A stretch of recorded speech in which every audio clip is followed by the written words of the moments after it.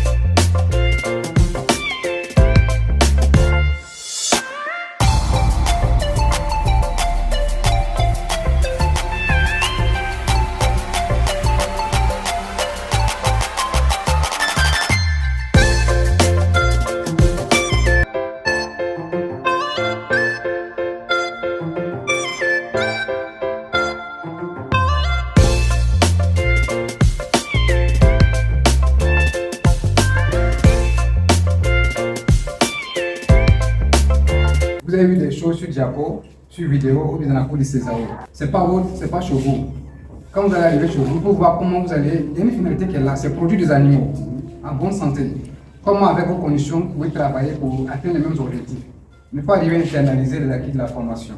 Vous êtes trouvés ici ensemble. Vous ne connaissez pas, mais à partir d'aujourd'hui, que vous connaissez, vous pouvez partager vos expériences de sorte que vous arrivez à partager, à continuer la formation après.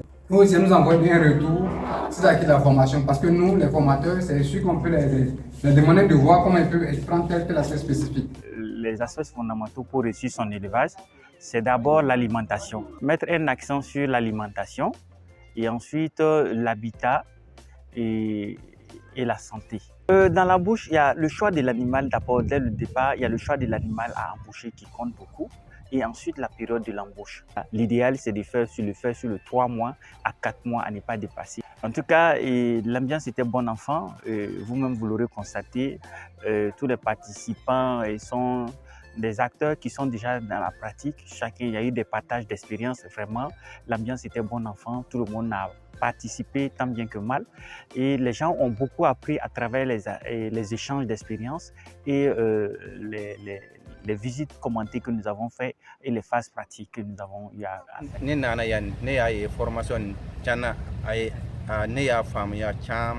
J'ai beaucoup appris dans cette formation en oviculture.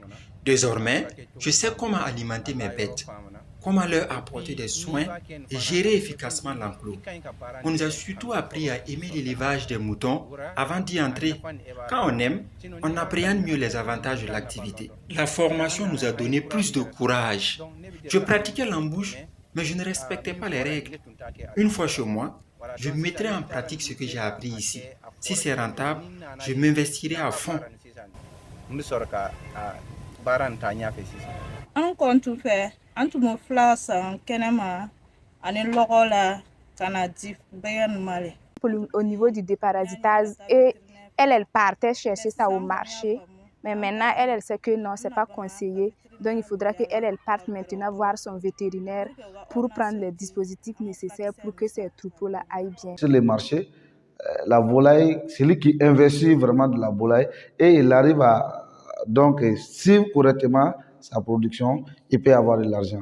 Durant donc ces 6 jours, on a eu à parler beaucoup sur la production, dire aux participants qu'est-ce qu'il faut faire pour maintenir donc, la production. Un vrai producteur même La première des choses le matin, très tôt, quand tu te lèves, c'est de voir d'abord la santé de mes sujets. Est-ce que ces sujets, mes sujets sont en forme? Franchement, on se rend compte que lors de la formation, c'est des gens qui avaient vraiment l'envie, donc même d'apprendre plus, parce que la majorité d'entre eux sont en train de produire, mais ils n'avaient pas des informations nécessaires donc, sur la production. On pratiquait l'élevage avant, mais ce n'était pas de façon professionnelle.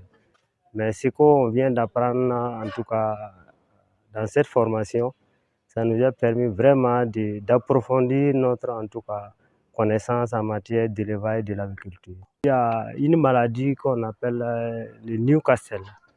Vraiment, dans l'élevage, vraiment, ça nous fatigue beaucoup. Donc, on nous a appris à ce niveau, il faut prévenir. Prévenir vaut mieux que guérir. Donc, dès l'éclosion des poussins, on peut commencer en tout cas les traitements jusqu'à en tout cas à 6 mois. On a tout appris. Si ce n'est pas ici, on n'avait pas en tout cas ces notions.